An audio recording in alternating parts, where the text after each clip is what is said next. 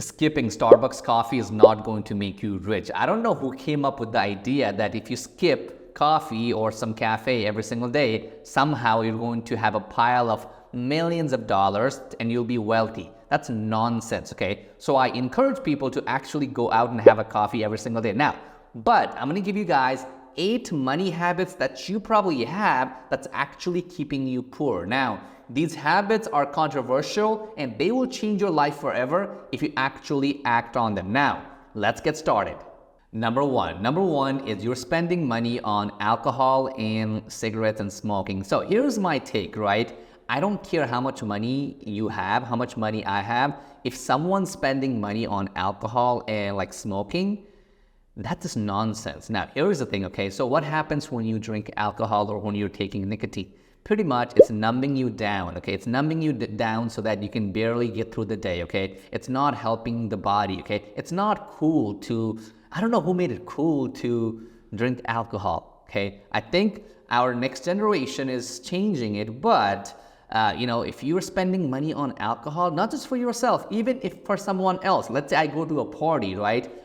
I'll spend the money, I'll buy them a gift, but I'm not going to spend money on alcohol and smoking. So if you have that habit, okay, please get rid of it right now. Number 2, you impulse buy. So what is an impulse buy? Impulse buy is every time a new iPhone comes out, you just like, let me just get it, okay? You don't need a new iPhone every single time there's a new iPhone, okay? Something comes up, Black Friday, okay? You're like, oh, I have to buy something, okay? Instead of that, maybe you can flip it. Instead of saying, hey, I have to buy something on Black Friday, you could be like, hey, let me sell something. So that's a mind switch, right? So, get rid of that impulse buying. So what do you do when you have that impulse buying, thing in your head? So here's what I recommend. Sometimes I get it too, okay? I'm not a saint. I've told you, I'm not a saint, okay? I'm someone who has improved, okay? I used to drink too, but I've improved, right? So what you can do is this, okay? So whenever you feel like you wanna buy something super expensive that you don't need, okay? When I say you don't need, I'm talking about, let's say you wanna buy a book or, buy a course, buy it. Don't even think twice, okay? But let's say you wanna buy something that you know you don't need, okay? Wait 5 days, okay? Make that a 5-day rule, okay? And then if you still feel like buying it after 5 days, then you can reconsider it, because here's what's happening, right? So there's a dopamine level that's going up high in your brain saying, hey, buy it right now so you'll feel good, okay? And you wake up next morning, you feel, that's how I felt when I bought my Porsche, okay? And I was like, I was so excited. I bought it. Next day, I was like, I drove it for 4 years, but after that, I sold it. I drive an F-150 truck right now. I love it, okay? Next now. Number 3 is you have a lot of subscriptions. That means you're paying recurring money to Netflix, Hulu, Paramount. I don't know. There's like 15 of these things. Okay, here's my advice for you. So if you have a lot of subscription going on, if you don't need it, cancel it. You don't need 10 different TV subscription, okay? Get one, okay? I have Netflix and I have Amazon Prime. That's it, okay? I'm not going to waste money on like Hulu. I even tell people don't watch TV, but if normal people, they like watching TV. So if you want one, just get one, okay? Next thing what I want you to do is go to your bank account and see how many subscriptions that you have active, because here's the thing, okay? A lot of you guys have subscriptions for things that you don't even use anymore, you don't even know anymore, okay? So for that reason, cut down on subscriptions that you don't need.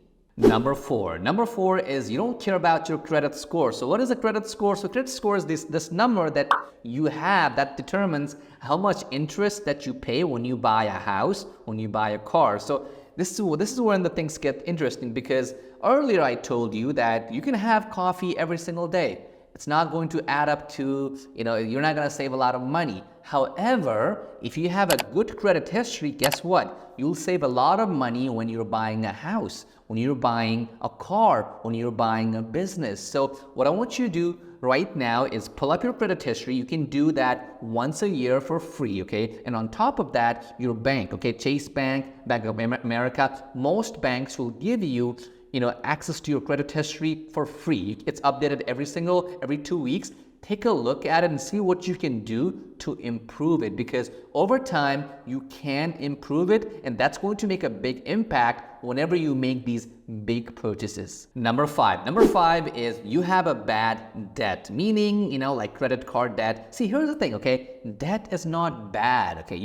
I have a lot of loans, okay? Those loans are on commercial buildings, houses, right? Businesses that I bought, okay? Things like that, okay? Having, a loan or debt is not a bad thing. It's just the bad ones. For example, okay, let me give you an example. So a lot of people feel like, they're not spending money whenever they use a credit card. It's called the cashless effect. The psychology says that if you are using a credit card, you spend that money as if it doesn't even exist. So what I recommend people is this, okay?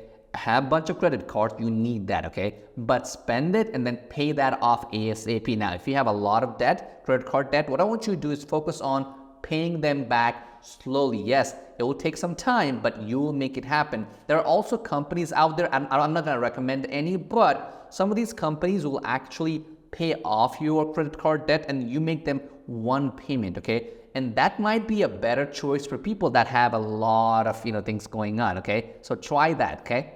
Number 6, you don't have a buffer fund, meaning you don't have money set aside for, let's say, 6 months or a year. So here's the thing, okay? Most of you guys make money from a job or business, right? And then what do you do next? You normally pay your rent, pay your mortgage, pay your Netflix subscription. You pay yourself the last. What I want you to do next time is this, okay? Every time you make money, I want you to transfer some of the money automatically, usually, to another account, okay? And that money is your stockpile money that you have access to in case you need it. So you have to have this money there so that you're not stressing out, because the problem is that if you always are stressing out about money, that's going to, ruin everything for you. So always save money, set aside, so you have some cushion, okay? If you're not doing it, you should.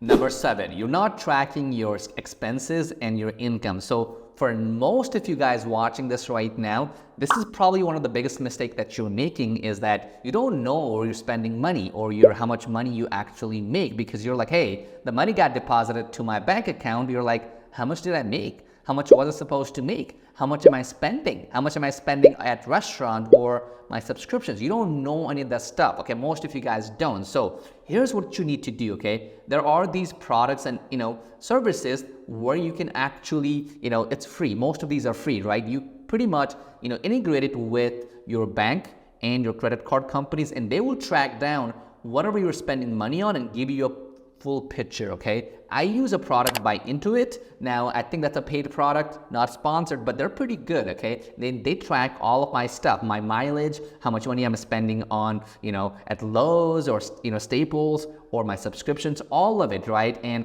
it will let me see at any given moment where am I spending most of my money, and they will also let me see how much money am I making in a daily, weekly, and monthly basis as well. And this will help me plan better and budget better. So get something like this going on for your financial, situation. Number 8, I think you'll like this one. Number 8 is not investing on yourself. So you are good to go when you have to buy things for your wife, or that's always good, right? You're good to go when you have to buy things for your friends and family and stuff like that. But most of you guys, okay, like myself, like I used to be, like I told you earlier, right? I'm not a saint, okay? I've improved. Now, most of you guys, like me, did not want to spend or invest money on yourself. So here's what I tell you right now, okay? Because here's the thing, okay? You might have that, spending problem going on, but in order for you to fight that, yes, you have to control your spending, but on top of that, you have to be able to bring in more money. And how do you do that, okay? You do that by investing on yourself. That's by buying a course,